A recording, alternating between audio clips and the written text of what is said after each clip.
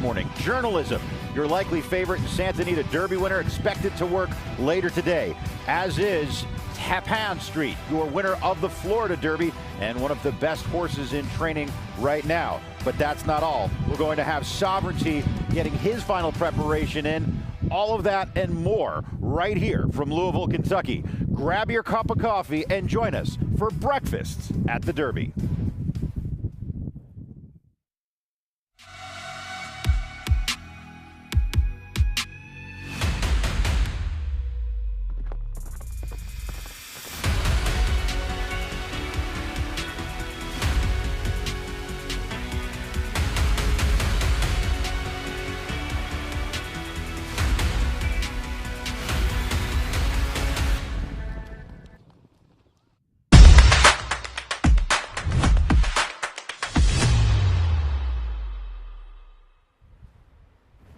Hello, everyone. Day 2 of Breakfast at the Derby as we are here live in Louisville, Kentucky at Churchill Downs, site of Kentucky Derby number 151. Mike Joyce joined by Jockey Joe Talamo and Simon Bray. And Simon, had a little weather overnight. Once again, the track condition, a bit of the story here. Yeah, I think the last 24 hours we had considerable rain, and I think that's going to continue into the week. We've got 48 hours ahead of us where we've got some dry conditions, but Tuesday through Friday, Oaks Day, forecast rain. And look at the temperature drop. Actually, that's going to change on Saturday. It's supposed to be in the mid-50s, so be prepared. And, you know, that's what the trainers are dealing with this morning. The track was labeled sloppy and sealed early this morning.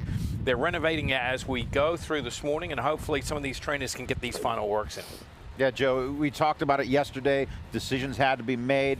The tractors are going behind us right now as they're trying to put a level on this, but they have to decide, work today, work tomorrow. Those decisions have been made. We're going to see most of the field work in the next 48 hours. Yeah, for sure. And as you could tell with the track, the weather's been pretty unpredictable this week with showers at night and in the early morning. So it seems to be trying to dry out a little bit, but still on the sloppy side. Let's take a look at our team here at Churchill Downs this morning as we are spanning the grounds to get you all the stories. We have Gabby Gaudette, Kaiten Bradar, and Andy Biancone everywhere around here. We're going to start, though, with Kaiten Bradar.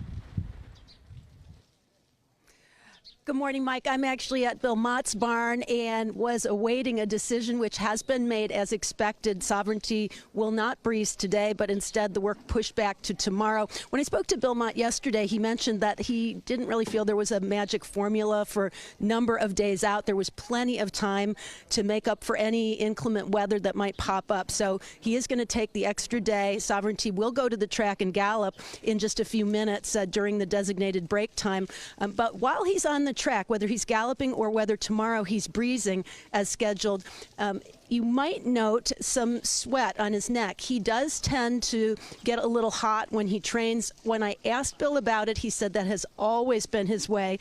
He's just the type of horse that does it. And in fact, if he didn't see him get a little hot, he might be worried about him. It might be a bad sign. But with that pushback, I think we're going to see the same from several trainers here, just waiting for the most ideal conditions possible. We're going to check in now with Gabby Gaudette to see if that's the case with some of the others that were scheduled to work. Good morning, Gabby. Kaiten, good morning, and thank you very much. I actually kind of want to break some news here. There was a little bit of mixed information yesterday with regards to render judgment for Kenny McPeek. He kind of mentioned that he wasn't going to enter in this year's Kentucky Derby, but I just got off the phone with Kenny McPeek, and he said, in fact, he will be entering. He thought that the horse might be better suited for an allowance race on the undercard, but he also said that he has a different horse that he's going to enter in that race, Hypnus, and he did talk to the connections, obviously the owners, and the owners really want to participate in this year's Kentucky Derby, and he didn't really want to take that away from him. It's a family of the late Toby Keith, and obviously this is such an experience, and they want to be a part of it. So he will be entering in this year's Kentucky Derby. He doesn't think he's going to name a rider. That's kind of TBD. He said that he'll kind of make a decision once he does enter the horse, and obviously the post position draw is going to be tonight at 7:15 at Churchill Downs. Let's check in with Andy. Umberto Rispoli getting those travel miles in. Tell me, what time did you arrive this morning? I get Churchill just like 10 10 minutes ago, 15 minutes ago. I landed at 4:55. So Matt grabbed me a Cincinnati, and here we are. So I know it's kind of TBD whether we are going to work journalism just because we got so much rain. What is your impression of the track so far? Well, I mean, as we can see, it's pretty wet. I don't know what Michael and Aaron they decide to do it. Whatever they want to do, we go for it. We go for the plan if there is a plan. So I'm here. So hopefully he's going to work this morning. And if he does get to work, what kind of horse is journalism in terms of how he is going to the pole, how he is during the workout? Look, last time I worked him at Santa Anita was a little bit on his toes. Normally, he's obviously he was coming back after two weeks of racing, so he was pretty fresh. But he's always professional. He knows what to do. I would say he's a press button horse. It's for his age. He's very smart. He's very intelligent. And look, I'm really excited to see how he acts here at Churchill. With this being his final work before the big day, what do you look for in the work? Do you want something a little more easy or a little stronger? Look, I didn't speak with Michael yet. I think I'm gonna do what Michael asked me to do it. I don't think the horse really needs a lot. He's coming after 3 weeks ago. We won 4 weeks ago almost. We won the Santa Anita Derby. So he's ready, he's fresh. But as I said, it's about what Michael asked me to do it. Last question, what time is your flight? 8:20. So you're working at 7:15 and your flight's at 8:20? Exactly, 7:15, get off and running to the airport and try to make back at Santa Anita. Well, I hope to use that jockey card, get to the front of the line, and good luck today at Santa Anita. Thank you. Thanks, Andy. Back to you guys.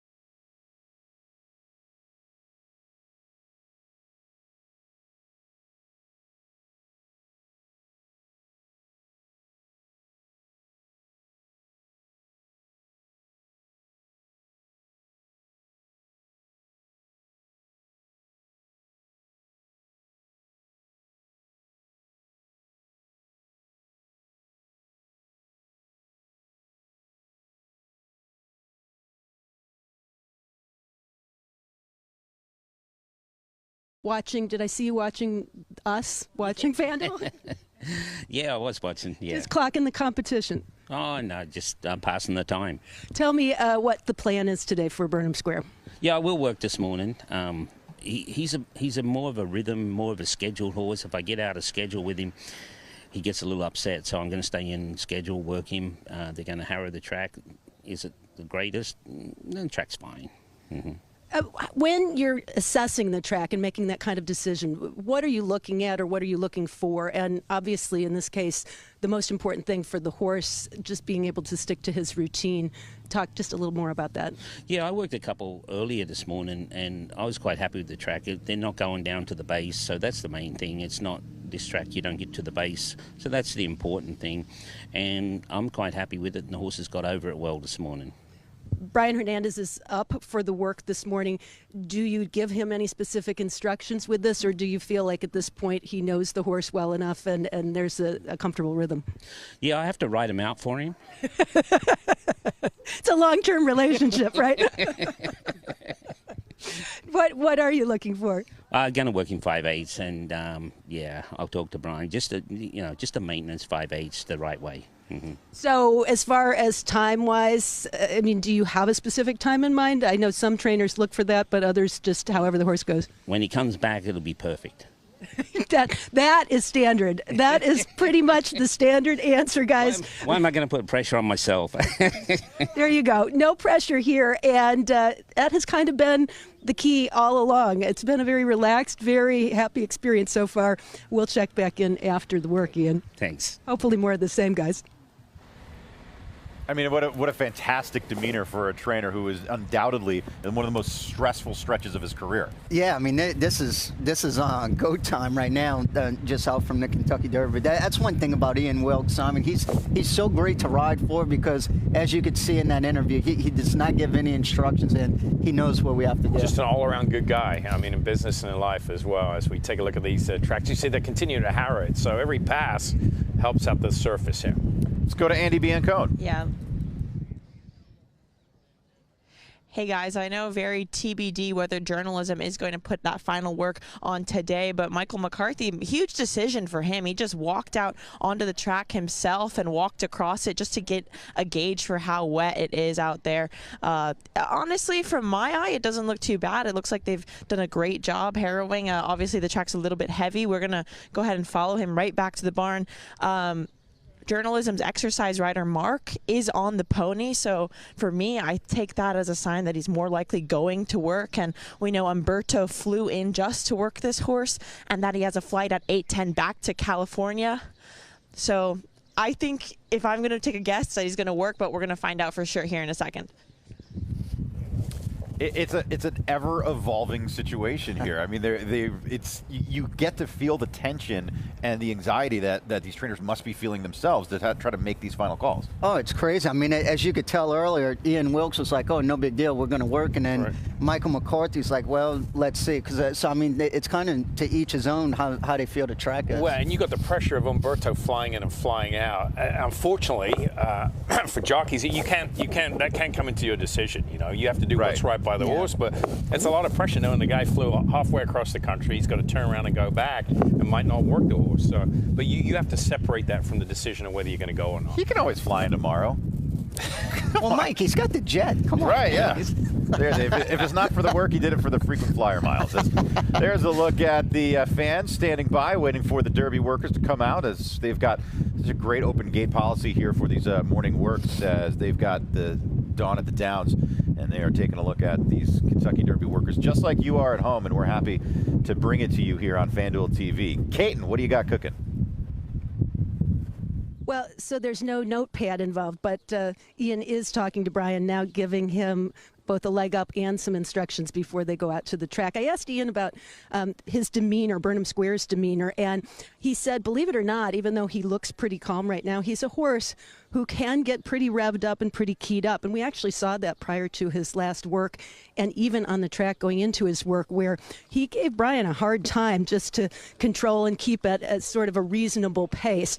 Now, with that work behind him, and this coming a little bit sooner, you might see him have the edge off a little bit more and be a bit more calm and settled going to the pole to make that fast move into his breeze. But Ian said he's a horse that little things can trigger him just a little bit and get him a little keyed up. So far, he's got that happy demeanor and is pretty chill. Hopefully it stays that way throughout the work. And we saw that, Mike, down in Florida, and I kind of touched on that the last couple of weeks. Before the Fountain of Youth, he got very hot. I mean, it's no surprise. He's by Liam's Map, son of Unbridled Song, out of a Scat Daddy mare. That pedigree would influence these kind of hot-blooded. And, you know, I don't think he'd be here unless he was a gelding. Ian Wilkes said he ran for a $150,000 maiden claiming tag first time out, and he was gelded prior to his first start. He said if he was gelded, if he wasn't gelded, he wouldn't be the horse that he is. So, you know, obviously, I think that's going to be a big factor come Saturday, how he handles this walkover behind us with 150,000 people. I mean, you can lose the race right here beforehand. Before they've even into the paddock, some horses lose it beforehand. But, Joe, he looks fine right now as they're making their way onto the track. If he was a nervous type, where do you think it's most likely he'd crossing onto the track, walking through the barn area? This is his home, so this should be the easy part. I mean, I love his demeanor right here. You could see he's kind of bowing his head a little bit, walking as his ears straight up. And you would know if he was nervous right now, he would kind of be prancing in place, probably jogging a little, something like that. But he looks really calm right now. The pony horse next to him, I think, is helping him as well. Gabby? Here with Elliott Walden, and we're here to talk about Tappan Street. Obviously, I talked to Brad a few moments ago, and he said working later in the morning. What was the decision behind that? Just the track. Wanted to get a second Harrow, and that was the decision when he looked at it at 4:30 this morning. He felt like it. You got the wind and everything, and you want to get it right. You want to be on the best track possible. He just felt like 2 Harrow breaks would get to that point. What has struck you about this horse so far and what he's been able to do in such a short period of time? He's a physical specimen of a horse, and his progression from the 7/8 race to the mile and the 16th race where he made the lead, and then Burnham Square ran him down, and he was slow to switch leads both times, and then gave him the time, and then to put it all together like he did in the Florida Derby. I feel like he's going to be at his best next Saturday. Having the 8 weeks, and now he's got 5 weeks. Right. I think he's primed for a big effort. If it's good enough, we'll see, but I think he'll run very well. What are those attributes that you see in him that you need to win a race like the Kentucky Derby? He's got a little pace to him, should put him in front of 2/3 of the field, breaks well, tactical, and strong enough. He's not going to wilt under pressure. I guess if you wanted to knock it, you could say maybe he's a little short on experience. But, these guys, whether it's Brad, Bob, Todd, they put these horses under pressure in the morning. They're not unschooled to hard work. So I feel confident that he's going to run a big one. Is he going to be working solo today? I think he's going to work with Rapture, and then Rapture's going to get to run and get a week off. I love it. All right.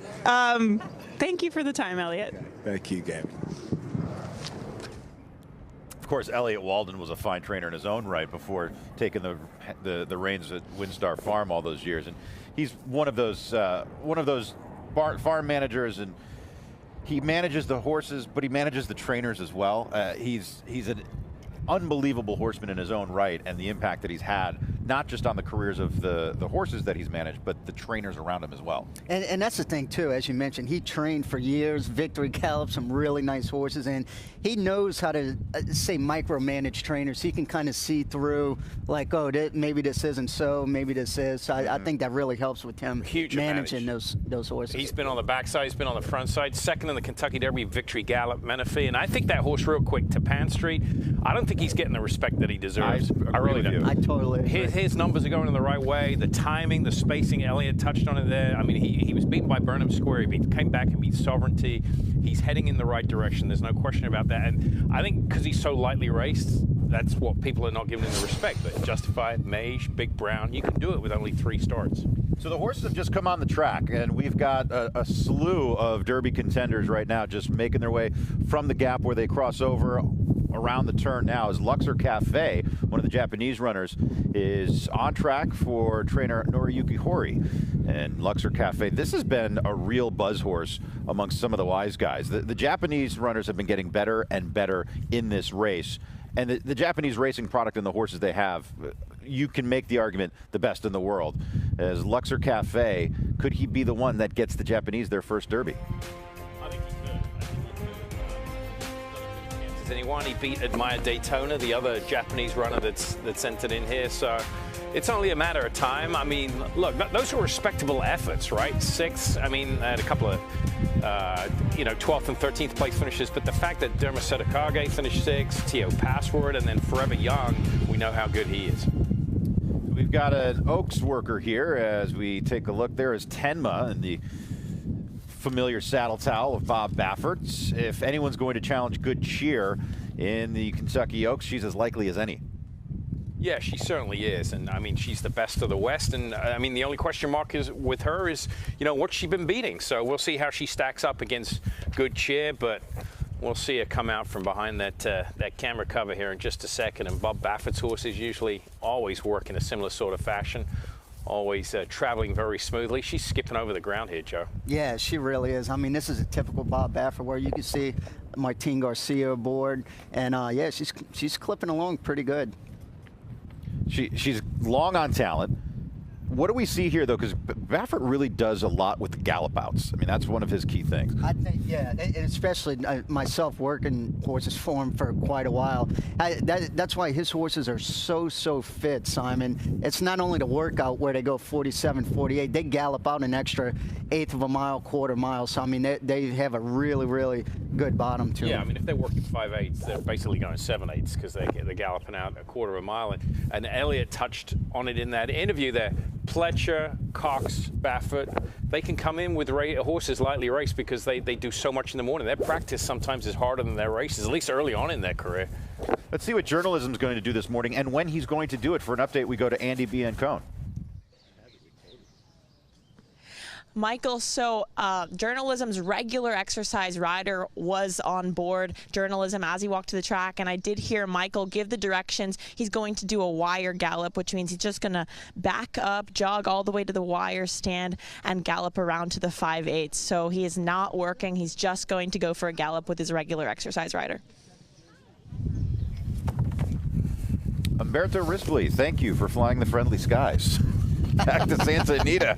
Hey, you got to do it, right? But yeah. Simon, you said this can't factor into the decision. Can't factor into the decision. I mean, it's tough for Umberto, but he's going to be so much happier if he's sitting here with the roses draped over him on Saturday afternoon. You got to make the call, and if he doesn't feel it's comfortable, and like I said, if rain was coming tomorrow or Monday, he would go ahead and work right now. Yeah. The fact that you know that there's going to be 48 hours and the track's going to be better. Well, we talked about it yesterday. You got to limit the risk factor, right? So you got to wait and try and make everything as perfect as possible, and that's what he's doing. Joe, it's just part of the job if you're a jockey. And trust me, I know Umberto, he had to fly all the way here and take a red eye, but I think he's happy knowing that Michael's doing the right thing by the horse. Like you said, I don't think he's going to be worried flying back knowing that he's doing right by the horse. Bluegrass winner Burnham Square on the track. There's a look at him as he's getting ready for his move. Okay, really excited to watch this horse work. Like you said, he can get a little warm. I think he's behaving pretty well right now. I mean, he was calm going to the track. It's usually when these horses get on the track, the jockeys or riders just raise their stirrups a little bit. They sense that they're working when you're riding the kind of shorter irons there. And I mean, he went 59 and change his last work, which is pretty quick. To put that in context, you know, I would say an average to slowish work is 102 for 5/8. Anytime you're going 59, that's on the faster side. Now, Baeza, who's right now sitting 2. Well, I mean, here's Burnham Square's work. I don't know if we want to break away from that. As there's a look at Baeza. This horse 2 on the outside on the AE list as things stand right now. So he needs some defections to get in for John Sheriffs. Yeah, I mean, he needs things to go right, especially with render judgment now, you know, staying in the body of the race. So you're talking about a horse here who arguably might be one of the better horses in the field, is not going to have the ability to run here on Saturday afternoon. High purchase price, tremendous looking individual here. Yeah, he looks really nice galloping. Has his ears straight up, neck bowed. This is just a gallop here. You can see the exercise rider just, you know, they just want to plant their hands and not move. That's the key here, right, Joe? Yeah, absolutely. Especially you could tell and different horses gallop differently. Some gallop slow like this, and some trainers want kind of a quicker tempo gallop. So you could tell he's just kind of, I would say, what they call hobby horsing around there, just going pretty easy, just letting him stretch his legs. Yeah, very, very measured gallop. So now that we have it complete, let's take a look at that work from Burnham Square. He was just getting rolling a second ago, and here we go back to where he's breaking away from the pony. So Joe, take us through this. What exactly is the rider doing, and how's he asking him to go? Well, you could see right now he's kind of wanting to go a little bit early. Brian Hernandez has his hands back trying to restrain him, and that's what Ian Wilkes said earlier in that interview. He wants a smooth 5/8 but done the right way. So in other words, he doesn't want to go 11 flat, 23 flat. He wants to go nice and easy and just kind of cruise around there. And you could tell he's coming back to Brian. He's just trying to sit as still as possible and go as easy as he can, because again, fitness-wise, he's ready to roll, but it's just kind of maintenance drill, let him cruise around there. One of the most important works is the final one, because you don't want to do too much. If you do too much 2 weeks ago, you have time to play catch up a little bit.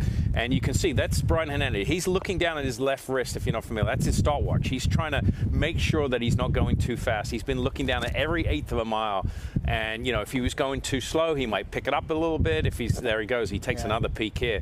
And he's just lowering his body, his center of gravity, and you can see the reins are a little looser, not really smooching, just dropping down, and that's the cue for the horse just to finish up. So I was impressed with this work. I mean, I was concerned down in Florida, I've touched on this a lot, that he got way too hot before the Fountain of Youth. And I just think he had race after race after race, and knowing that he's a horse that tends to get a little bit nervous, I think that, you know, that's a lot for him. And down at the Fountain of Youth, when you got that Carousel Club, the horses are right on top of the grandstand.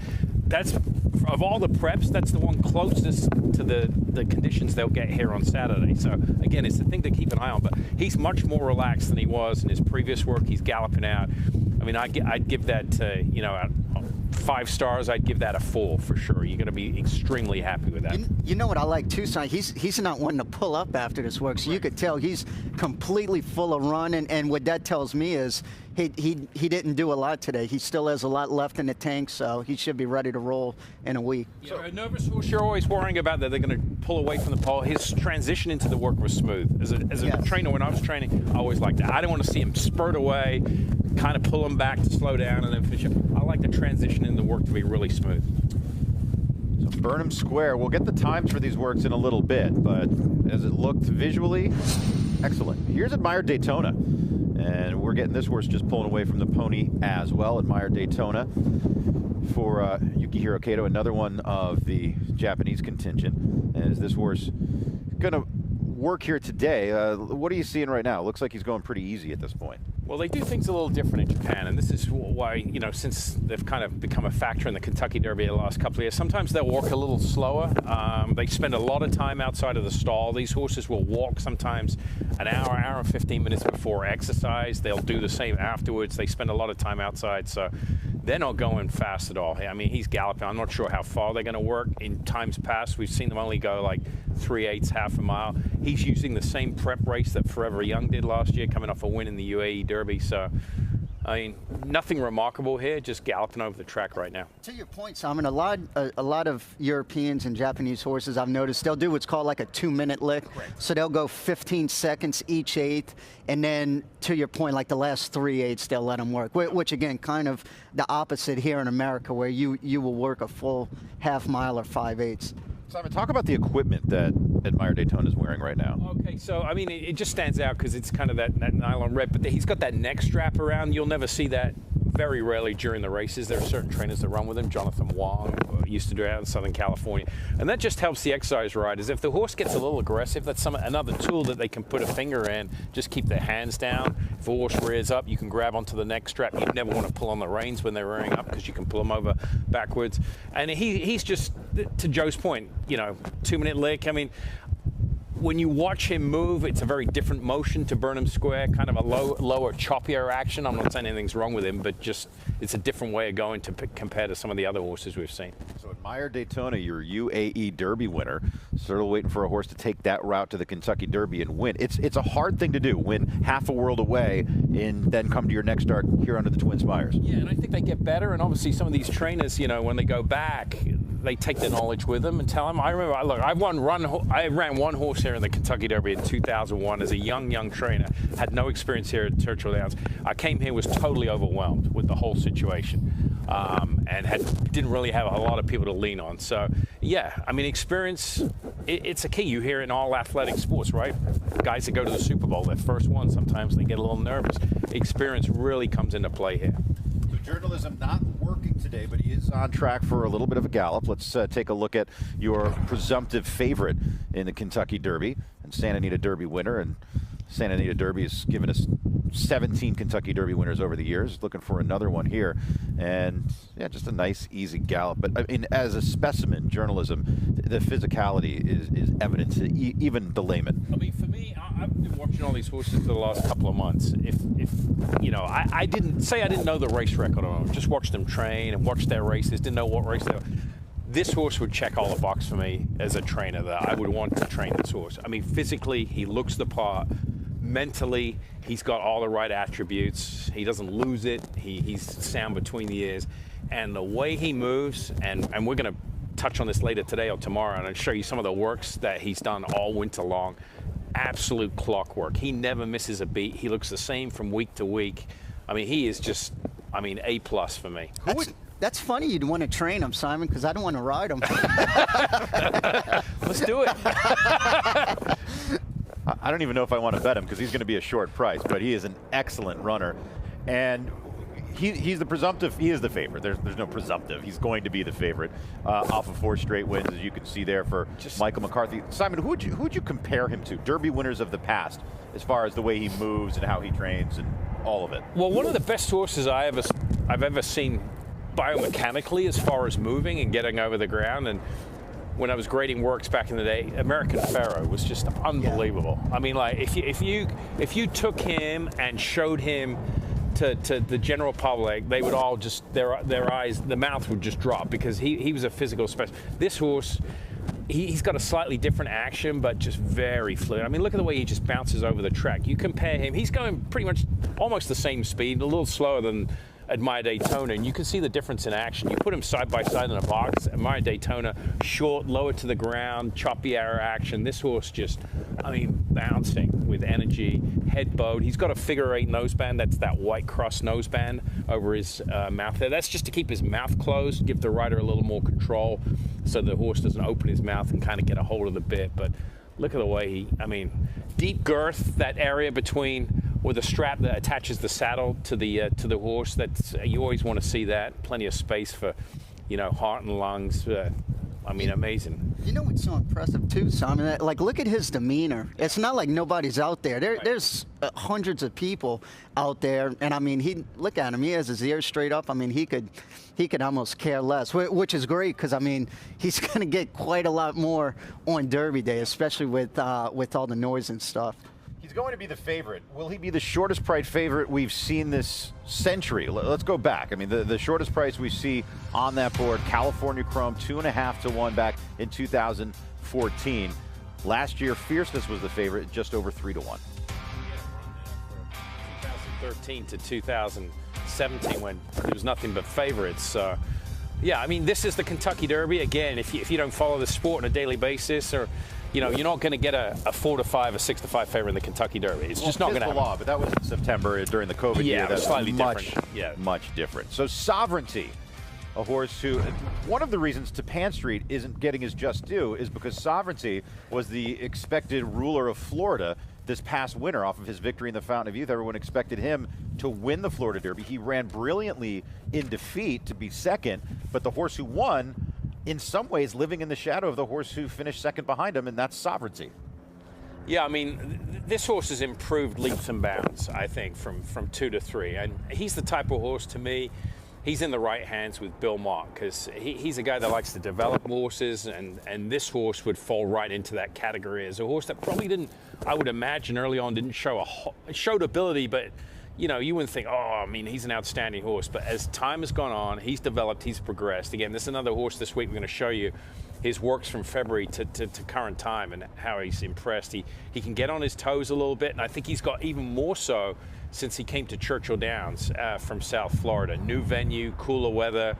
He's been here before, and again, he's I mean, he's a little bit like journalism, Joe. That his physical stature, very impressive looking individual. Yeah, he seems like a horse too, Simon. I think the more he runs, the better he's going to get. He's only raced 5 times, and how about in his 3rd career start, he broke his maiden in the Grade 3 Street Sense by 5 lengths here at Churchill Downs. So he has experience here. He's won here, and that was in a 9-horse field coming from last. Again, he's going to have to run against 19 other horses, but just that experience alone here at Churchill Downs is a huge feather in his cap. And that experience, he beat, the day that he won that race, he beat Tistastic, who won the Louisiana Derby, and he beat Sandman, who came back and won the Arkansas Derby. Best 2-year-old race of 2024. And there's a look at him. Sovereignty. You know what he looks like to me? He looks like a true 10 furlong horse. Yeah, oh yeah, for sure. He's going to get, as the races get longer, he's going to get better.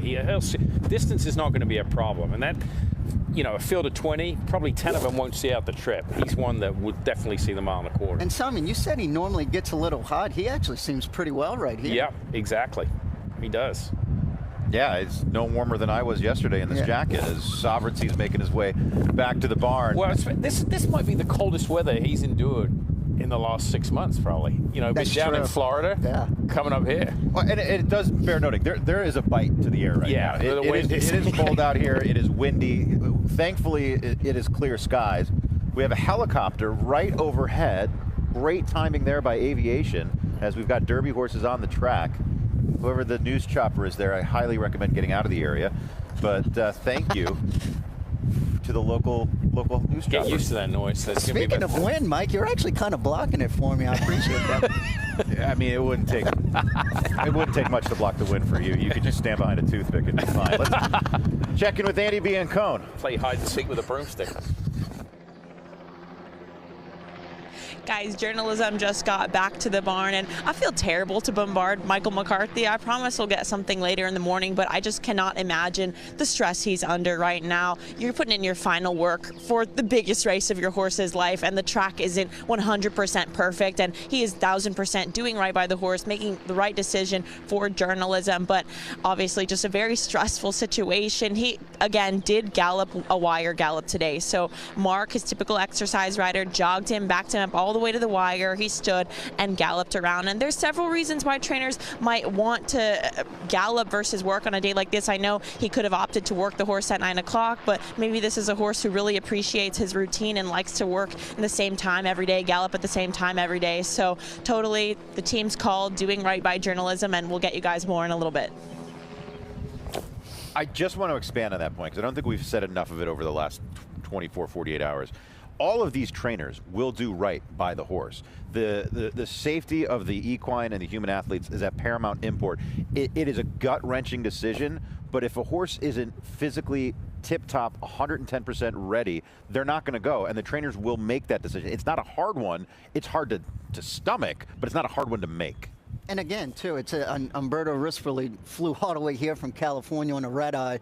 But again, that cannot factor into the decision to work that horse. I mean, you have to do what's going to be right by him to make him an absolute 100% ready to go next Saturday. Yeah, there's no question about it. Michael McCarthy, it's only a secondary runner. His first was last year with Endlessly. He finished 9th, but he's had so much. He spent 11 years with trainer Todd Pletcher. So that experience I was talking about, for me personally, he came here many, many times with Todd. And so he's been through that routine. He's not affected by it. And he's doing exactly the right thing. So Bob Baffert's running slightly more derbies than Michael McCarthy. He's got Citizen Bull, the champion 2-year-old, on the track right now as we take a look. And this was the horse. Look, the road to the Derby starts the second they hit the finish line in the Breeders' Cup Juvenile. That's the horse that hit the finish line. He was crowned champion. Where is he now in the Derby picture, Simon? Well, I mean, I think he's I wouldn't say he's on the outside looking in, but I think he's lost a little bit of his luster, you know, against the likes of Sovereignty and journalism and horses like that. I thought he ran well on the Robert Lewis, beaten Rodriguez, his stablemate, came back and won the Wood, but he was beaten fair and square by journalism in the Santa Anita Derby. I don't know what's going to reverse that form. Well, here's a look at him in just a nice, easy gallop today, it looks. Yeah, he's going around really nice. So I would say another concern for Citizen Bull, he broke his maiden, he was laying second, but all 3 of his wins have been in front. I don't know how quick he's going to have to go in the Derby to get the lead if they want that. It's, especially with East Avenue going to be in there. He's pretty quick as well. So I just don't know if he can set off a hot pace and be as effective as he was when he led all those races. You've got East Avenue that wants the lead. I know Rodriguez and Mike Smith said Rodriguez. that, you know, this is a stable way. You're not going to have Citizen Bull and Rodriguez getting in each other's way because they're coming out of the same barn. And then Not unless you want to feel the wrath of Bob. Exactly. And the other factor is, you know, are we racing this horse with blinkers or not? There was some talk about they might leave it till entry time with the blinkers staying on or taking them off. So he's just galloping right now. Joe kind of touched on it. You know, for the uninitiated, gallops is kind of I would call it the equivalent of a human jog. You know, that just you're out for a run. Anywhere between a slowish gallop would be 18, 19 seconds a furlong, all the way up to a solid clip, which is a 2-minute clip, which you're talking about. That's 2 minutes for a mile, 15-second furlongs. When you're working horses, you're probably going to break off in 13s, 12-second furlongs. And if you're going really fast, 11 and change. That's kind of racehorse time in a race where they're finishing up in 11 and change. So just to give a little bit of perspective of the times and what these riders are trying to accomplish. Let's go to Gabby Gaudet, who's standing by with the 6-time Kentucky Derby winning trainer. While we're walking and talking, that's what they call this, a walk and talk. Who's training right now? Nices is out there training. We just sent him out there. And so we just got done, we galloped our Derby horses, and Tenma worked for the Oaks today, and she worked from the 3. I worked her half or 5. She galloped out 5/8 from the 3, 3.5, and really got over the track really nice here. I really like the way she went. She struggles with Santa Anita because it's steep, and that's why I didn't run her in the Breeders' Cup. I was happy with that race, but the other day she won. She won, but it didn't look that impressive, but she's come back and worked really well, and I love the way she went over this track today. I was really happy with her. It's funny that you can say that she won, and she won easily, the Santa Anita Oaks, but it was a little bit of a regression, if you could even say that. With your Derby horses, what's the plan with them? When are they going to work? Well, hopefully I'm going to work Rodriguez tomorrow, and Citizen Bull will work on Monday, because Citizen Bull, he just worked before he got on the plane on Wednesday. So we'll give him sort of a nice, easy, they're not going to get anything real serious, just a little maintenance breezes, but so far they're handling, you know, it's been wet, you know, you don't know what's going to be. It's a little bit softer today, which is nice. So, but so far they've handled everything, you know, the shipping and everything really well. One more question with their running styles. Obviously, Rodriguez very quick, Citizen Bull very quick. I don't want you to show your hand going into a race like the Kentucky Derby, but what kind of is the tentative plan with their running styles? Obviously, both naturally very fast. That's going to be a jockey problem for them.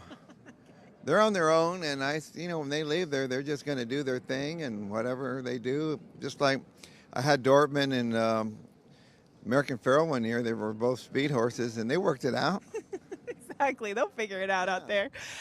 Derby week, of course, it's really starting to get crazy here. How would you describe Derby week with all the fanfare and everything that's going on? It's really fun. You know, I really miss being here and watching. I see all the other trainers, and you see the best horses out here, and it's nice to see all these other, you know, these horses. I've been watching and what they look like. You know, it's amazing.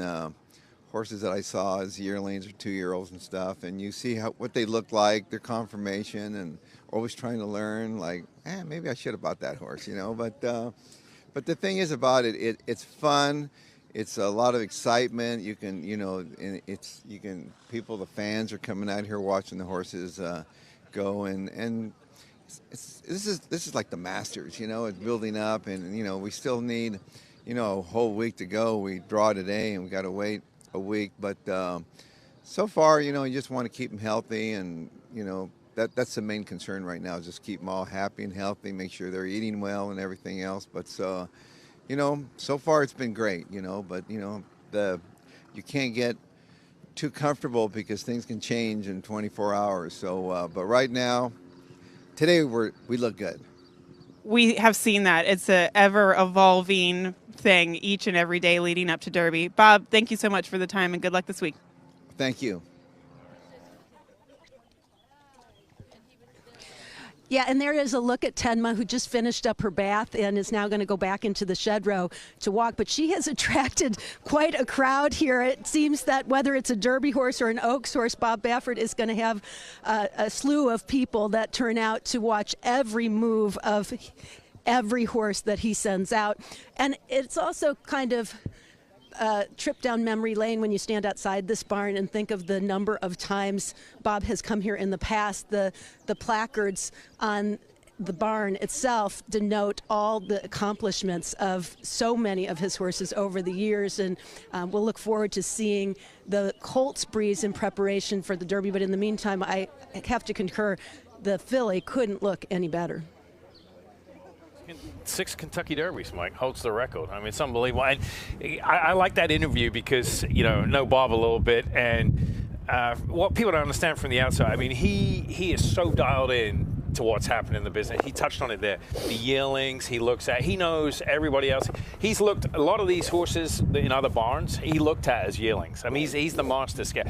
He's like an NFL coach, knowing exactly what's happening at the high school level and at the college level. And he's looking at that for potential for him for later on down the road for races like this. I mean, he's got his finger on the pulse. So, Joe, I don't want to call him a liar, but he's like, oh, that's a jockey problem. He's going to be telling those jockeys exactly what to do. I mean, yes, and I think post position is going to be key for everything. But that cracks me up. That kind of remembers, I remember one morning me and Drayden Van Dyke were working 2 horses out the gate. We were backtracking, and we had walkie-talkies on. I said, oh, Bob, who do you want inside? And he's like, Joe, y'all are like the Menendez brothers. Just figure it out. And we did. How did that end up for them? Oh, my goodness. I'm not going to touch that. I do want to ask you this. I want to ask you this. You've all often called Bob Baffert the greatest dirt trainer in the history of this game. He's the greatest trainer in the history of the Derby and the Triple Crown. There's no question about that. But I want to ask you, how much is what we're seeing right now on the track, the training, a part of that success? And what is it about Bob and his program that churns out so many winners? Well, I mean, he has access to the best recruits, to put it in sports parlance, right? So that's the start. That's the first thing. You got to have the right horses, but there's a lot of trainers that have had the right horses and they haven't had the success that he's had. And, I know, there's been some things along the way, but I'll stand by him. He's very good at what he does. If you go back and look at some of his record, I mean, the wins in the Grade 1 2-year-old races in California, you will never, ever see any race in the country with records like that. And he's won the Del Mar Futurity 12 times, the Los Al Futurity like 10 times. That's incredible. It's incredible. And the Oak Leaf 10 times. But he knows what he's doing, and he's had so much experience here. He knows exactly what to do leading into the Derby.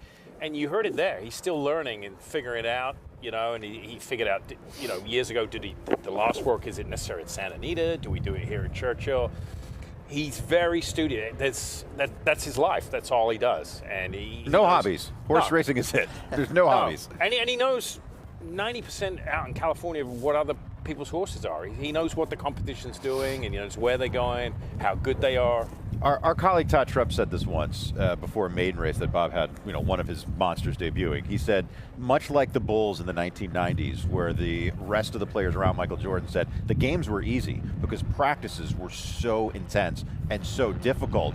For Bob Baffert, he's working these amazing horses against each other in the mornings. When they get to the race sometimes isn't as hard as the practice in the morning. Well, I think that's the edge he has, and I think that's some of the criticism he gets from a lot of people with and with outside the injury, that they're like, oh man, he trains these horses all the time. But his line there, and he said it in the press a lot, he's like, the good horses need to work, and he works the good horses because they thrive on that. So it's paid dividends. That's what they're bred for, right, to race. Let's check in once again with Andy Biancone. Aaron Wellman from Eclipse Thoroughbred Partners Journalism galloped beautifully over the track. I know it was so touch and go whether he was going to work or going to gallop. What made the ultimate decision to gallop him today? Just erring on the side of caution. We got a lot of wet weather yesterday, and the track hadn't completely dried out. They just harrowed it right before the break. So Mike McCarthy was here last night, walked it. We walked it this morning, trained a few early, and just decided, let's wait till tomorrow when we know we'll have a clean track. I cannot even fathom the pressure and the pressure Michael must be under just to make that kind of decision. But I know ultimately you guys are doing what's right for the horse. What kind of led you to the decision, first per se versus working him at 9 o'clock to just keep to his regular schedule? Look, if the track wasn't to our liking at 7:15, 7:30, while it's probably going to be better at 9 o'clock, we just thought, let's just gallop him over the track.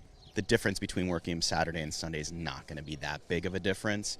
Umberto Rispoli was here. He took the red eye last night from California out here to work him this morning, but he's going to head back, ride the cart at Santa Anita, and if he can get back to be here tomorrow morning, great. If not, he'll be in good hands. He's just such a very easy horse to manage that if we did something today and something happened, we'd never forgive ourselves. And even though we know anything can happen anytime, just waiting the extra day. We'll all sleep good tonight. If Umberto is not able to take another red-eye flight to make it here in the morning, who can we expect to see on journalism? That's a good question. I know Michael has got some backup plans. I don't want to speak to it too soon. We'll just see what the next 24-hour brings. But, you know, Umberto, of course, has been an integral part of his development and likes to sit on him. If he can, he can. If he can't, he can't. But we'll be in good hands regardless. Aaron, journalism looked fantastic on the track today. Thank you so much for your time. Anytime. Appreciate it. Back to you guys. There's somebody out there going to step up with a private jet here, I think, listening to this. And there he is, the all-important bath shot, but journalism after his gallop this morning, getting cleaned up, ready to go back and chill in the barn, get some stall rest. Yeah, I like this, just getting his legs washed there. You see he's not getting a full body bath here. It's a little cold. I always had a cutoff of 60 degrees. Horses would never get water on their body if it was 60 degrees or below, even in a workout. So, you know, it's important for things like that. And that's what he's doing here. He seems so happy too. Yeah. Like look at him. He's just enjoying it. He's trying to bite the shank there. But I mean, even his demeanor on the track, he just seemed so happy and full of himself. I mean, I couldn't imagine going into the Derby in a better way than that. Yeah, I mean, he's like I said, he checks all the boxes. I mean, if you're looking for an athlete, a physical individual, a horse that has the mental attributes, you know. And we're in the midst of the NFL draft. He'd be like the first pick, right? So let me ask you this, Simon. So if for handicappers who are just reading the form, watching replays, right? You'll see a horse like this. You see like a race like the Santa Anita Derby, and the concern would be, well, did this take too much out of him? Was that too hard of an effort going into the Kentucky Derby? Would we be able to tell that effort starched him by his morning works, his gallops, or any of the prep time in the AM leading up to the Derby, or is it just something you would see on race day? I mean, if it had a tremendous adverse effect, you might see it in the morning. But a lot of times, you know, and you're kind of steering towards that bounce theory where a horse races and then the next start there's a little bit of a regression.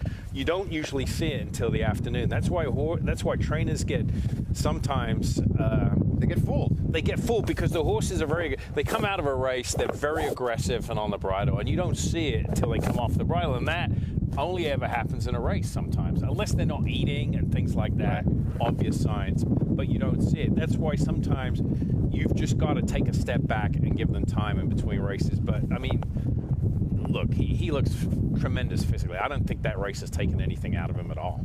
Well, and the spacing we have going into the Derby, every major prep is essentially 5 weeks away, Joe, and that's even if a horse does get, you know, give a huge effort, that's usually enough time for them to recuperate. And that's what helps, to your point again. If he was running back in 2 weeks off that effort, I would say more than likely he would bounce. But right. I mean, it's going to be a month from the Kentucky Derby, so he should be fine. Yep. Let's check in again with Andy. Yeah, guys, in terms of regressing off a big effort, granted, this is the first time I've personally seen journalism in the flesh, but he doesn't give me any signs of physical regression. Sometimes after a big run or after horses travel, their coat can get a little bit dry. They could look a little bit light, but this horse is just very impressionable. He's carrying his weight fantastic. His coat looks excellent as well. The first time I saw him was yesterday, and I was mind blown. He definitely has all the physical makings of a good, talented horse, very scopy, great hip, deep chest, a lot of substance to him, and like I said, doesn't give me any physical signs of regression. But it just gives you another thing to consider when you're going into there's so many things that have to go right. So physically, the prep races have to be right. The shipping has to go right. His gallops have to go right. And then when he gets there, his trip has to go right. Yeah, I mean, you have all of that. And then to your point, and I think probably one of the most important things is trip. Yep. I mean, again, we touched on that so much. You could run the Derby the same field 10 times and have 10 different results just from that trip. Yeah, I mean, horses, they lose the race 2 jumps out of the gate sometimes. I mean, it's just looking at Lucky. I mean, he had years ago down on the inside, a horrendous trip. I mean, might have been one of the best horse that year, and he had just a bad trip. If you want to have a good trip, though, being a push-button horse like him helps a whole heck of a lot. We're going to take a break.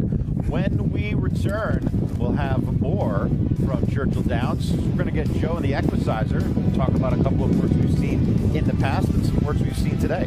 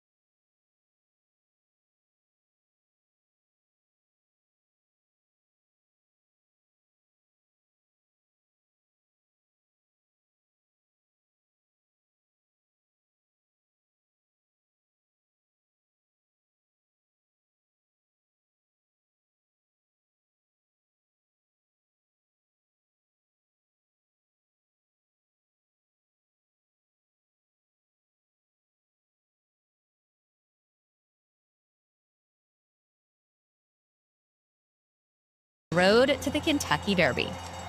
The winner is going to earn points for next year's Kentucky Derby. Since then, this road has been a thrilling and unpredictable ride. 48 races spanning 6 countries, each one a crucial step in the quest for a coveted spot in the starting gate at Churchill Downs. As with every year, this road has delivered the stories that captivate us. The established stars battling to maintain their dominance. And then there's the underdogs, rising through the ranks. You know, the ones you simply can't help but root for. Whole battle! I don't know how you can't root for this horse.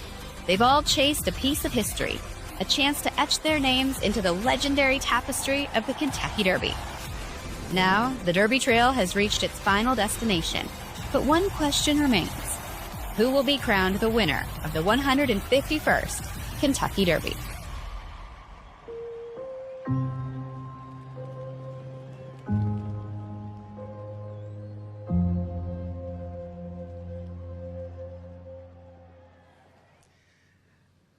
Ian, as we walked back, Brian had some pretty positive thoughts. What did he tell you? Yeah, he said he was well in hand, which is good. That's what I wanted to hear. I didn't want to. If I'm all out working today, I'm in trouble. But no, he looked good today. He was a lot of energy, galloped out good. I just didn't want him. If I'd let him go, he would have galloped out down to the kitchen too strong. Take me back to the start of the Breeze. And him going to the pole? I know he had been strong in the past. He was strong today, but was it any different? Well, I put a pony with him today and just dropped him off at the pole, and he left the pole good in a nice rhythm. He wasn't fighting Brian like last time, but you know, he's done that every time, fight the rider, so I just changed it up with him today because I wanted to get the work perfect today. And did I hear Brian say he had trouble pulling him up? Yeah, he did. He said he didn't want to pull up. Yeah. That is a good sign indeed. We will continue to track him, but appreciate your time and fun to watch. And one question, with the long relationship that you've had with Brian, with the number of times you've gone down this road, does it make it that much more special? Oh, definitely. You know, we go back, it's a long trip. We go back to 12 with Fort Larned, and a lot of things that happened in between, and you know, you're so happy for Brian anyway for what he did last year, what he accomplished last year. That was just tremendous. That was the ultimate, you know, so you're just happy to be a part of it. Well, we're happy to be along for the ride. Again, we will check back with you as we get closer to Derby. Thank you.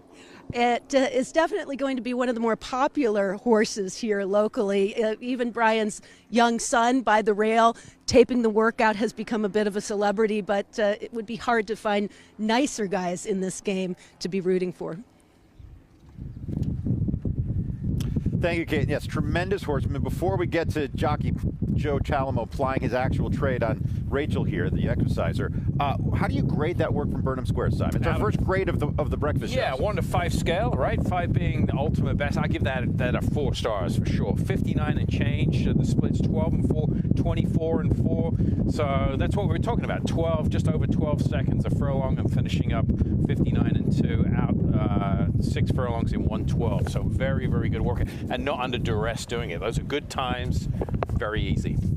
Joe Chalamo not under duress because this is what he does. This is his trade. He is a jockey, an excellent one at that. And what you saw on some of these works is what we're going to take a look at right now. I know you wanted to talk about American Promise work the other day for D. Wayne Lucas. It's the Virginia Derby winner.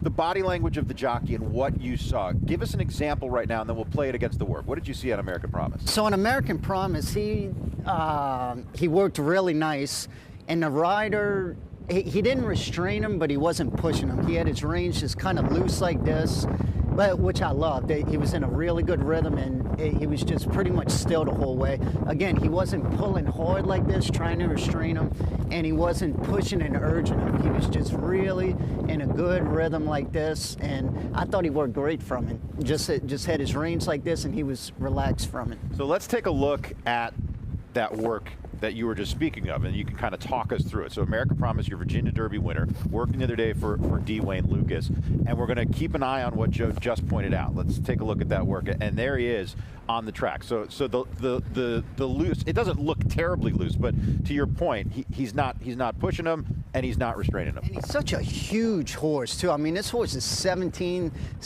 and a half hands, and again, that's what I liked about him. He's not restraining him, but he's kind of letting him work along. And again, that was a quick work, 59 and 1. So if he was urging him, he probably would have went 58 and change, I would think. And again, if he was restraining him, he probably would have went a minute and change, or possibly 1:01. But I would imagine that was his instructions from trainer Wayne Lucas, is, you know, give him his head and let him work along pretty good. And he galloped out with intent too, with again, just giving him his head and letting his flow take him through there. Yeah, I mean, this was early this morning. Wayne working one of the first out on the track, and there's a little slack in the reins, but from a rider's point of view, Joe, you want a little bit of contact with the mouth, right? Yes. Just to keep engaged with the horse? Because sometimes too, like, not in this instance, but if you just give a horse their head, sometimes they could get lost, because again, they're so used to just a little tension in their mouth. Again, you don't want to completely be like that and take them off their rhythm, but you know, you want to finesse it to where you have a little bit of tension, but not too much. And again, every horse is different. Some horses, like I think a good example is Rodriguez in the Wood Memorial. When he hit the first turn, Mike Smith had kind of a light hold like that, and his ears went up. I turned to my wife Elizabeth. I'm like, oh, he's going to win. Because his rhythm was so good. Mike Smith didn't have to really strangle him like that to slow him down. He got in a real good loose rein rhythm, and to me as a rider, that is like A1 where you want to be. It's a great example right there, because we always talk about it on the show. We'll get to the next one in just a second, but while we're here, you know, riders keep their hands down. What you just did there, what happens when a horse gets aggressive? You pick your hands out. Look at the horse's head when Joe kind of takes a hold, and the head comes flying up, right? Yeah, and that could take, and sometimes you don't have a choice. Like sometimes if a horse breaks slow, you've got to just and they start getting dirt in their face, they're going to naturally bring their face up. So you're just trying to, restrain them and slow them down. You don't have the choice to give them their head, or you're going to clip heels or be in a bad spot. So again, everything, and again with these works, it's so important to Ian Wilkes' point. What he wanted in that work, he didn't want Burnham Square to go 11 flat and Brian Hernandez sitting up like this. He just wanted exactly what you saw, just a nice rhythm, go off in 12 and change, because with these works too, you can mess up the work in the first 8. Yes. If you go 10 and 4 or 11 flat, you completely messed up that work if you want to go a minute or 101, because mathematically then you're going to have to go 12 and change, 13, and slow them down versus going quick, or what you want to do. Yeah, from a trainer's point of view, you want to go slow to fast, right? You want to finish, and that's exactly right. And I kind of touched on it, Ian Wilkes touched on it, and Joe's just touched on it now. The transition from, leaving a pony or breaking into the work sets the cadence for the whole. Yes. If you blast off, it's a mess. So let's go to a work that had different tactics, right? Different body. Yesterday we saw Flying Mohawk, and yes, he was a horse that was under restraint. So show us again, or we're going to take a look at that work right now. So we're going to see Flying Mohawk, yellow saddle towel, and there you can see the head going up. So the exercise rider here for Whit Beckman is really keeping this horse restrained. Yeah, so on the complete opposite of what we saw with American Promise, he's basically just trying to keep this horse from going too fast. And again, different horses have different styles. Say American Promise, you can give him his head, and he's going to go 12 and change the whole way. In this case, if you would have given Flying Mohawk his head, would have run his race. Yeah, he would have completely taken off. So that's why he's just really trying to restrain him. You could tell he's wanting to go pretty quick. So that's a work to where you're basically just sitting in this position the whole way, just trying to get him to go as slow as possible. You could tell the rider was kind of looking down at his watch. I always call that our insurance policy, just so you know you're not going too fast. And going back to the watch that riders wear, it's so interesting. Like as a jockey, you ride so many horses, but what some people don't realize, a 16-hand filly or 15-hand filly is going to travel different than a 17-hand colt like American Promise. Their rhythm's different. A short filly, her stride's going to be a lot shorter than a big colt. So that's where you mentally have to know that 12 the first 8th on that horse is going to be a lot different than the next one. Yeah, and that horse working in company is going to make him a little more aggressive too. So, but yeah, that's some great insight there, and hopefully later on in the week we'll see. Because I think a lot of people ask, the uninitiated don't even know how jockeys hold the reins and throw crosses and all that. So we can look at it. Yeah. Excellent segment. Yes. Pay the man his jock fee, okay? Yeah, absolutely. I will say I'd like to thank Keith Asmussen. He brought on Rachel here, and Rachel Alexandria. I guess this is the best horse I've ever sat on. Yeah, and you said you want to have contact with her mouth, and ow, she just bit me. Easy, Rachel. Let's go to Caton. Well, Ethan West just made his entry for the Kentucky Derby. What is that moment like for you? Oh, it was very surreal. I just texted my wife right before it happens, like, well, we're officially about to enter. So it's all the hard work's done, and now we just get to enjoy the week. Junk of Gold breezed over at Turfway Park yesterday. Talk me through the decision to stay there rather than ship to Churchill to complete his final Derby preparations, and also what you saw. The work itself was good. It couldn't have gone any smoother. We kept him there just for the fact that we kept him there, prepping for the Risen Star, prepping for the Louisiana Derby. We wanted to keep everything the same, that what got us here to going up to the Derby. We didn't want to change anything with him. What was the key moment that you thought, we might have a Derby horse? The Risen Star stake, he proved a lot. He overcome a little troubled trip, turning for home, kept gritting it out. We thought the extra distance would help him, and so far it has. And what's going to be the emphasis the rest of the week up until Saturday? Just making sure he's happy and healthy, and whatever he needs, he's going to get. Will he train during the Derby break tomorrow? Yes, he will. He'll go back to the track tomorrow morning. And what will you be looking for just to see that he is on his game? He's just going to go out for a light jog tomorrow, make sure he's moving good. We jogged him here on the road this morning. Everything is just smooth as could be. Like I said, just let him see all the sights and sounds out here. There's a lot more here than there is at Turfway Park, so let him get acclimated to that and then make sure he's got his game face on. We'll look forward to seeing him tomorrow. He's certainly been one of the more consistent, kind of unsung, under-the-radar type horses that's heading in a nice way into Saturday. Thank you. We're excited for it. Ethan West, again, just completing the last important detail, entry into the Kentucky Derby. Guys, we of course had to check in with fan favorite Sandman, really become the star of the show. He's the main character of the Kentucky Derby, but I swear, this horse, there's never a moment where cameras aren't around him, but he loves every single second of it. And like I said, he's really just become a fan favorite at this point, and a horse who's certainly going to relish the 1.25 mile distance he gets in the Derby. A really fun horse to watch train. He actually starts out in his gallops very kind, very respectful, but always extremely difficult to pull up, and I think that's a huge testament to just how much he's going to relish that 1.25 mile distance. But as I said, just a super happy horse. He loves his job. Mark Hasse opted to work him 10 days out before the race, and that was his final preparation. So just gonna bubble wrap him till Derby day, but for now, Sandman gets to enjoy all the love. Well, he should love the spotlight. He should love the attention. I mean, let's be honest. Griffin Johnson is part owner. He's a social media influencer who always has a spotlight on him as we take a closer look at the most famous owner of Sandman. Everything about the horse racing scene to me was intriguing, and I loved the actual energy at the track. People putting in money, people having a good time, people dressed nice, and I think from day one, I also just loved horses. My name is Griffin Johnson. I make content for the internet, and I own a racehorse. I wasn't seeking a racehorse. It was something that I just thought wasn't possible because I didn't think I could afford horse racing. Once I figured out it wasn't as far away as I thought, I was like, okay, I want a racehorse. West Point Crew connected me with America's Best Racing, a stake in stardom. They told me they have a program for influencers to get into horse racing. And I was like, yeah, let's go, let's do it.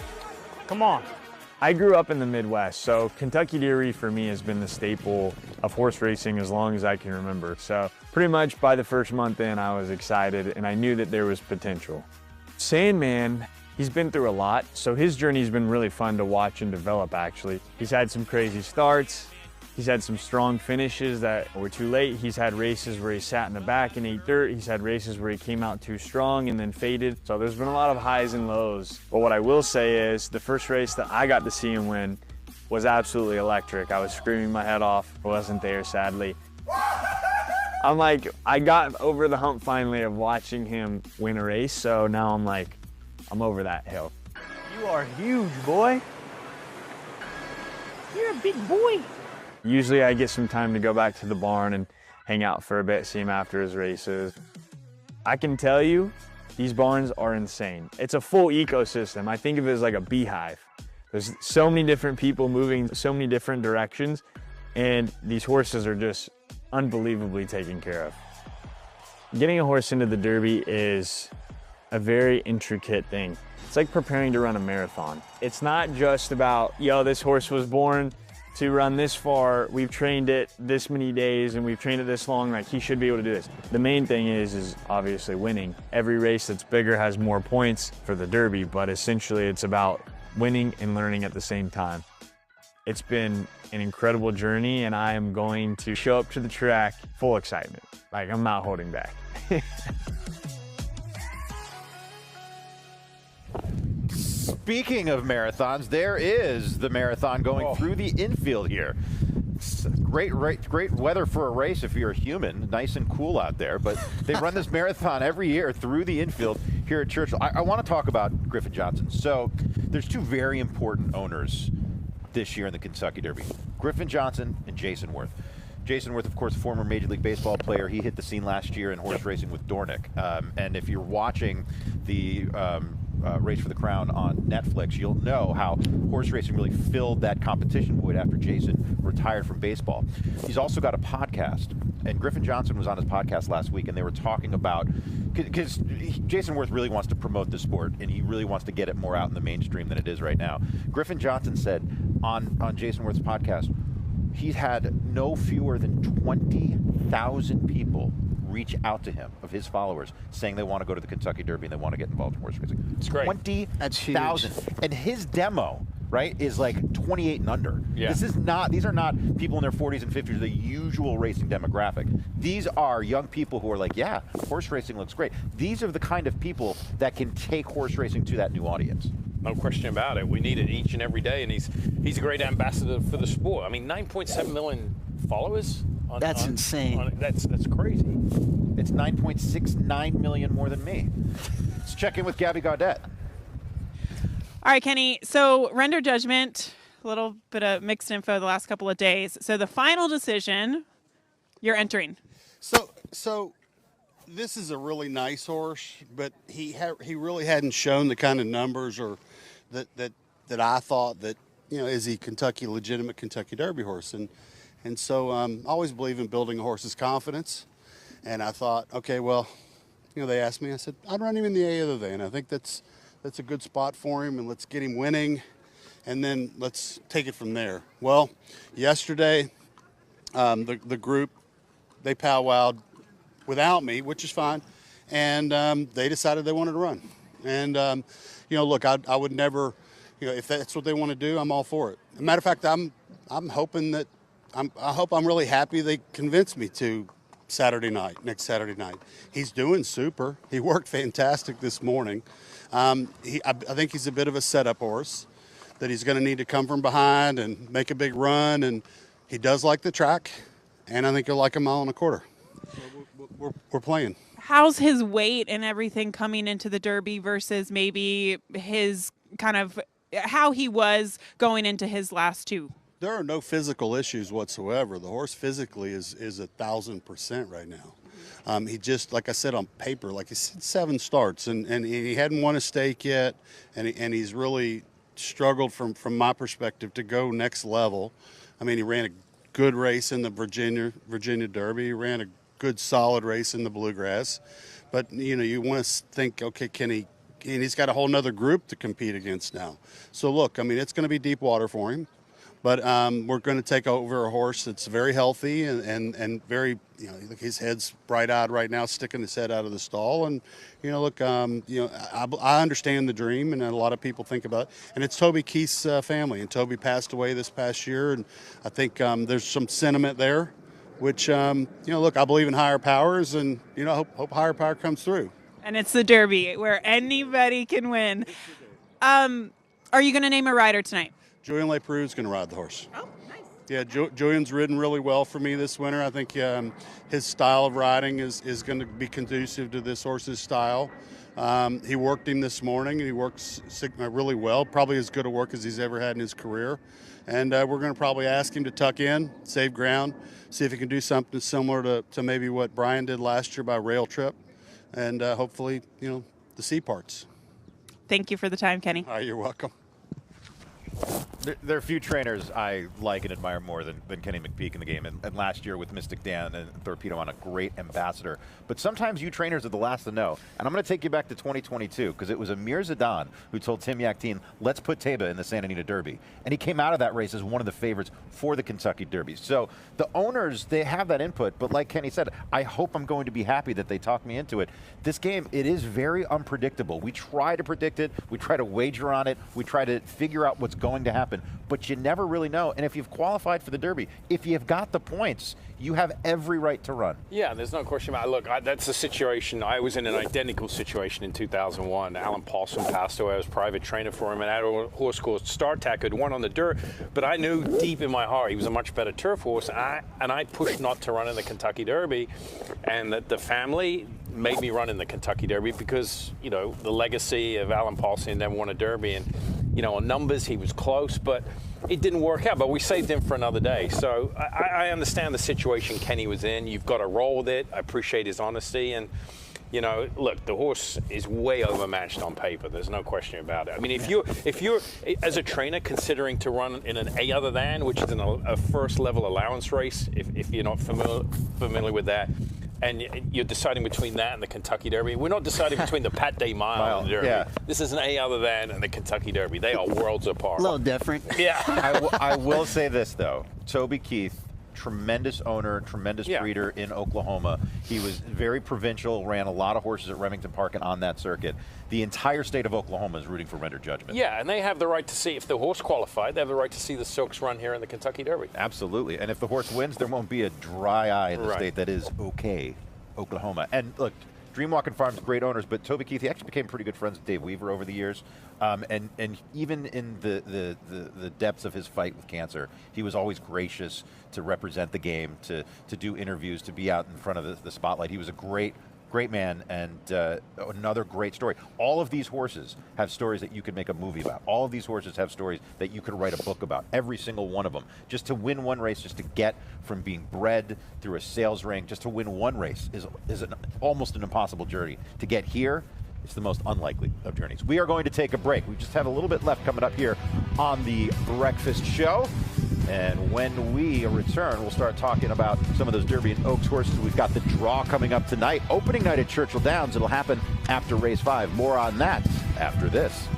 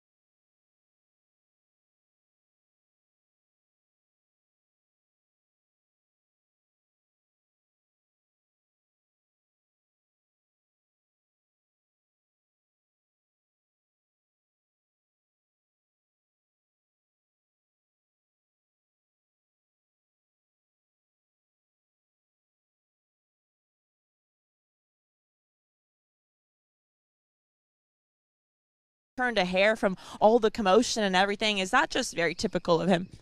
Yeah, it's been pretty straightforward, professional kind of colt all along, so hopefully he can handle the scene here, but initially it seems like he's settled in really well. What does his plan look like for the rest of the week? Be pretty much routine gallops, a little gate schooling and paddock schooling, and pretty much we've done all the heavy lifting, so we're just hopefully try to keep him relaxed and cover all the bases. Will your paddock schooling be during the races with a groom, or will you take him in with a rider during the mornings? No, we'll take him in the afternoon during the races with his groom. He looks fantastic, Todd. Thank you so much. Thank you. Back to you guys. Todd Pletcher, he of 2 Kentucky Derby victories there, talking Grande, who we saw work yesterday, and he talked to Scott Hazelton yesterday, back in talking to Andy today. Right now, though, we're going to get back to Gabby Gaudet. Let's get serious, Wayne. Let's talk about Built. The decision was made a couple days ago that he would not be entered in the Kentucky Derby. What were those conversations between you and Aaron Wellman, Eclipse Thoroughbred Partners, in making that important decision? Well, we was just trying to do what's right by the horse. We kind of overrun him in New Orleans. And this is probably the right race to run in. Of course, we all want to run in the Kentucky Derby. That's what we're here every day for. But to do right by the horse, probably the right race. The Pat Day Mile? The Pat Day Mile is, yeah. So he's turning back in distance. Is he a horse moving forward after the Pat Day Mile? I mean, when you have a really nice 3-year-old like that, you obviously have to think, 5 steps ahead. Is this a horse that could potentially resurface in a race like the Preakness? Yes, I hope it do. Yeah, that's what we want to do anyway, but we'll see what happens after the race. How was his work here? Well, it was great on what I saw. He came home the last quarter in 23 and galloped not beautiful, so 59-2. So that was a good work. All right. Well, I know kind of disappointing not to be able to be represented in the Derby, but he's got a good shot in the Pat Day Mile. Thanks, Wayne. Yeah, well, we got him to the Derby. That was my job, to get him to Kentucky Derby when we started out. So we got there, but it just the way everything went down, we had to go this direction. All right. Well, thank you for the time. You're welcome, honey. Look, that's tough. Wayne Catalano has been unabashedly saying that the Derby has always been his ultimate goal. He's been very close. He's running it once. He had prepared Animal Kingdom before him getting taken away from him and given to Graham Motion. So, Built was a horse he was really hoping would bring him back here under the Twin Spires. Before we say goodbye, though, to Wayne Catalano, let's revisit that competitive nature of Wayne's as he goes game on once again with Gabby Gaudet.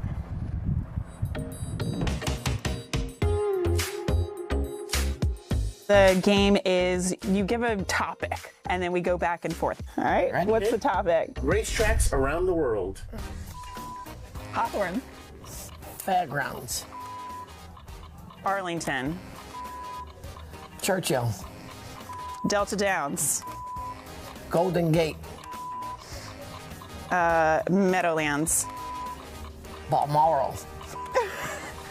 Parks. Evangeline Downs. Remington. Keelan. Louisiana Downs. Stampede Park. Where is that? Turfway. Indiana Grand. Woodbine. Norfolks. I don't know what begins with a J. J. Oh. Jefferson Downs. He won. Well, you couldn't get it. He won. I couldn't get it. For the record, Simon Bray had not seen that segment before, and he said Jefferson Downs before Wayne Catalano. That's a throwback. Right? Oh, my God. I like I said Balmoral Park instead of Belmont. Hey, man, he raced a lot of years in Chicago. I love it. Balmoral, that is excellent. As we have, we're getting close to wrapping this up, and of course, we'll show you how you can continue to watch all this stuff, and you can see it every day on the YouTube channel as well. We're very proud that we are streaming this show on YouTube each and every day. But let me ask you this, just so far from what we see today, what was the best work you saw this afternoon, or this morning, I should say? I mean, I thought Burnham Square looked really good. And, I didn't think he went that fast. Visually, I thought it was like an easy minute and change. He ended up going, I think, 59-2. 59-2, which again on this track, it's not like it's super fast. It's wet out there, has some moisture, so I think he just absolutely loved it, skipped over it.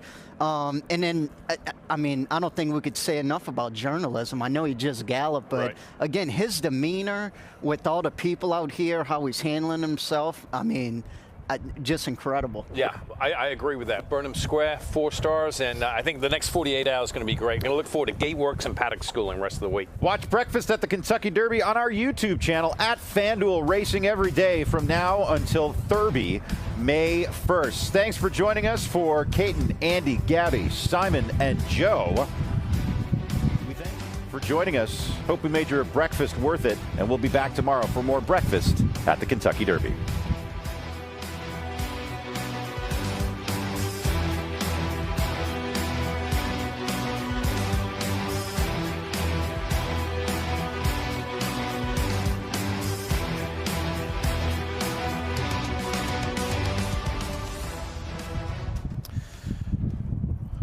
And we're still here under the Twin Spires waiting for the Kentucky Derby to hit us as we have the draw later tonight. We'll also have live racing from opening night here at Churchill Downs. Right now, though, as we're wrapping up the breakfast show, let's check in once again with Andy B. Ancone. You talk about another person with the travel miles. Steve Asmussen was at Oaklawn Park yesterday afternoon, drove through the night, and made it here to watch his Derby horses train. But I know we expect to see Tiz-tastic and Publisher working tomorrow. What's the plan? Absolutely. Plan on giving a half mile. Got a serious 5/8 in them last week. Love how they came out of it. Gave them one extra day and stuff. Racetrack a little heavy from all the overnight rain and yesterday's rain. But I think circumstances will be perfect in the morning. Will they work in company again? Singles. Just keep them bubble wrapped to the race. And how was the drive last night? It was good. It was good. One thing about driving at that hour, not a lot of traffic. Always looking for the positives. I'm on my tippy toes. I'm going to let you get back to the track, Steve. Appreciate it. Thanks. Back to you guys. And tomorrow, when she interviews Steve Asmussen, we will have a well-placed apple box under her feet so the microphone can reach his face. That is a long drive, I must say, from Hot Springs to Louisville. When I rode there for a couple winters, that is a long drive. Not much to look at, so I applaud you, Steve. Let's go to, once again, let's go to Caton Bradar.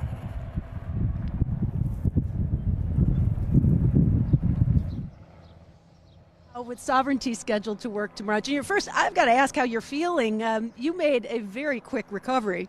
Yeah, I'm feeling great. Get back in action. In 3 weeks, I was already riding. And 2.5, I was already getting horses in the morning. But yeah, I had a quick recovery. I think we're kind of like we're different breed, like we just healed very quick. And I'm just glad that I got back on time. And what was the specific injury? I fractured the scapula.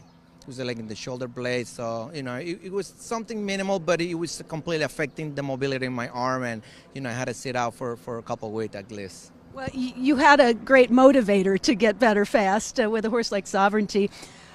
Talk about what he is like underneath you, what you feel from him. Is he a horse that you knew right away was going to be something special? I work him in the morning. He's a horse that has never shown much in the morning. He's a very laid-back horse, an old soul, but he does just what he needs to do. And first time out, we were very impressed the way he did it. Even though we knew he was going to go longer. And second time out, we finished second. And I told Bill, listen, the horse that beat us today, he will never beat us again. And this horse, I don't see him getting beat again.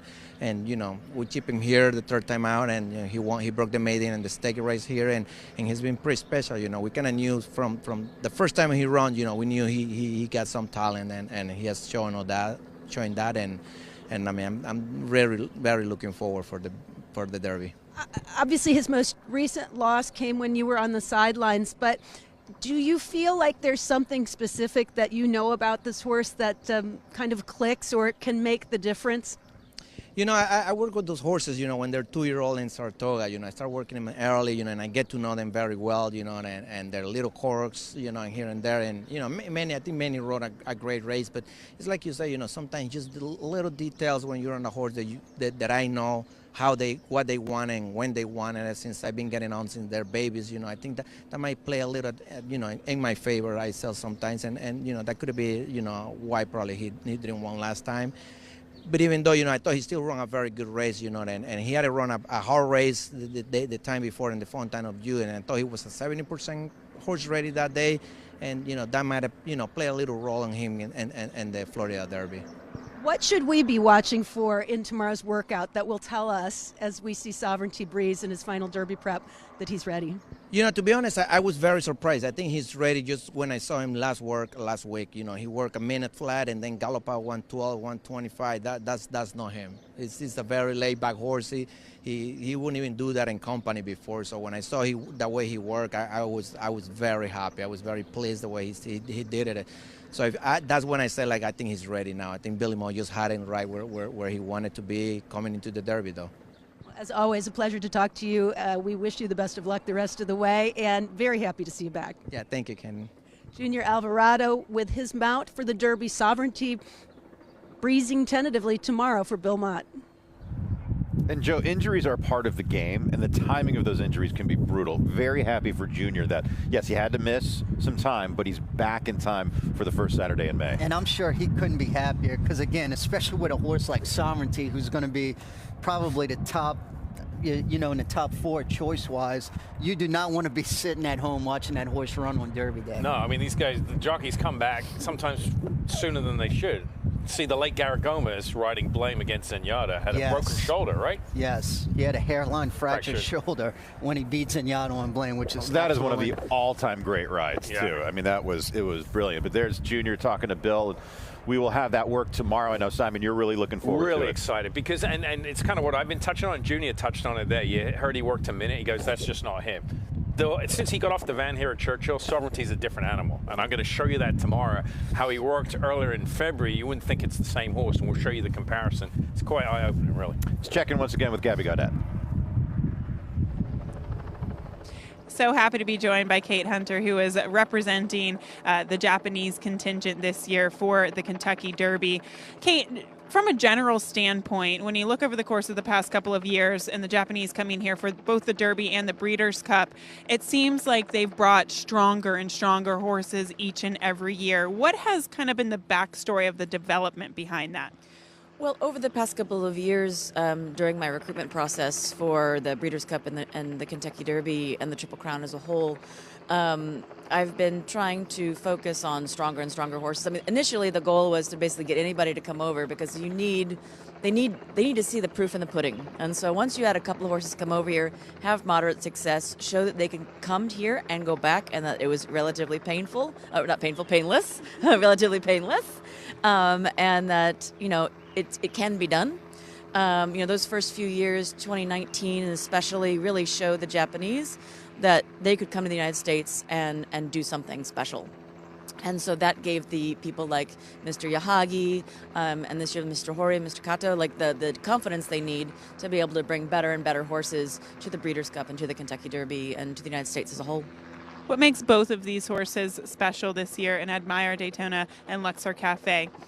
Well, I can only speak from my personal opinion, and my personal opinion is that Admire Daytona kind of gives me some Silver Charm vibes because he really didn't want to lose the UA Derby. It totally brought back Silver Charm's Dubai World Cup in my mind. I was like, oh my God, he's got so much heart.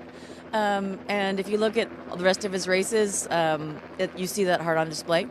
So that's the kind of thing you can't breed for, you can't train for. The horse has to have it.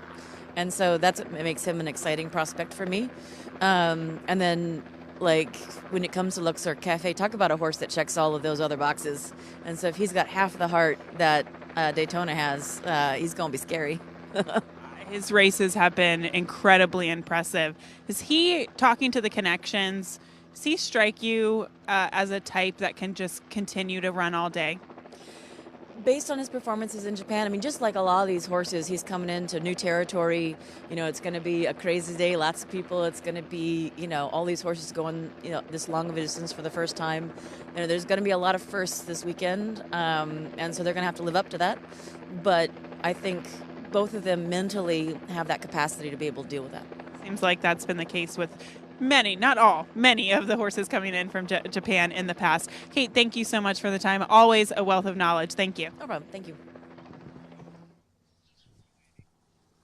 Gabby, thank you so much. We've made our way over to Will Walden's barn. Typically, Will has his string at Keeneland, but his horses running Derby and Oaks weekend have shipped over here to Churchill, and we're standing by with Oaks Contender, Bless the Broken. So impressive last time out at Turfway and third in the Rachel Alexandra at the fairgrounds. But this has been a filly that Will has been very high on since the first time he ran her at Keeneland in an allowance. But she's a beautiful filly. She certainly has all the qualities of a nice horse, just a very big, powerful filly, and he's done a really great job. I remember the first time I saw her in the paddock at Keeneland, Island. She caught my eye right away. Obviously, it was a little disappointing that day, but Will has done a fantastic job managing her and bringing her to the best, and now he has his first Oaks runner. So very exciting for the team. Bless the Broken galloped beautifully over the track today.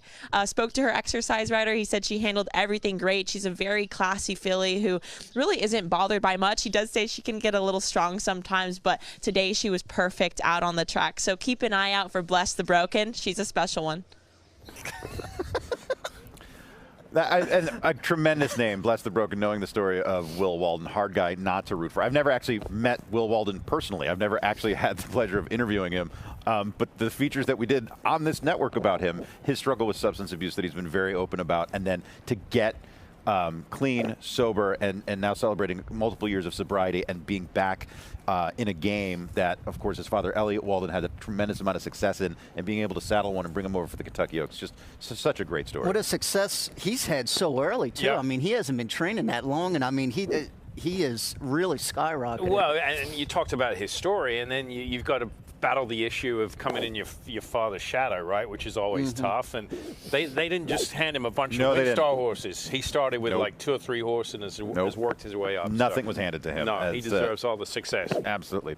So Will Walden's Bless the Broken, great name, and of course all of us rooting for Will Walden, continued success. Good to see those Japanese horses, though, Mike, real quick. Right. I think, personally, I think they're going to be, I think they're going to win the Kentucky Derby at some point. The Japanese Kentucky. Forever Young might have been the best horse in the Derby last year. Anyway. Yeah, what was he, beating a nose or a short head? And Godolphin tried it. They took horses back to Dubai, but they couldn't get it done. Nobody's been able to, but the Japanese will. And the reason I think, my personal opinion, they have a true dirt program. They're one of the few jurisdictions in the world that has consistent dirt racing year-round, and they've invested in American pedigrees. And we can talk about their breeding program, right? They breed to race. They don't race to breed. And I think we've seen the fruits of those labors over the years really playing out. And on the international stage, when you talk about those big days in Dubai or Breeders' Cup, it used to be there was 1 or 2 Japanese horses. Now they come in and they're 2 to 3 deep in almost every division. It's a totally different ball game these days. One more interview we're going to get to today. I believe we're going to Caton Bradar one more time. Well, a little bit of an audible with Chad Brown pushing Ballerina Dora's workout a little later in the morning. Chad, talk about this decision. I just wanted the track to dry out a little bit more. So, I don't know. I just thought after the horses got into it there at the first break, they had an opportunity to harrow it one more time. I'm just a little more comfortable. I'm actually breezing all my horses, and I'm even going to go second after the break with some more. What are you going to be looking for with the filly? I'm going to work her a half a mile, but she's going to hopefully gallop out pretty well. She's a solid workhorse. She's moved into solo works lately. She's really matured, and as long as she's moving straight and strong through the wire, I'll be happy. Appreciate the time. Yeah, you got it. Thanks. Thank you very much, Caton. And that's the first Chad Brown sighting we've had on the show, right? Did we hit him yesterday? We saw him yesterday. Oh, we saw him yesterday? Okay. Yeah. My brain's not working. It's kind of cold out here. We're all done for the day. Can't wait to take this jacket off. It's so hot. I could use that scarf you were threatening to bring yesterday, Joe. I will bring it tomorrow. Make sure you tune in on YouTube, as our YouTube channel is bringing you coverage of Breakfast at the Derby as we lead up to Derby 2025, Derby number 151, and the Draw and Oaks, the Derby and Oaks draw coming up after race number 5. That's right, YouTube at FanDuel Racing for all of us that make this show possible. Thank you for joining us, and we'll see you tomorrow on Breakfast at the Kentucky Derby.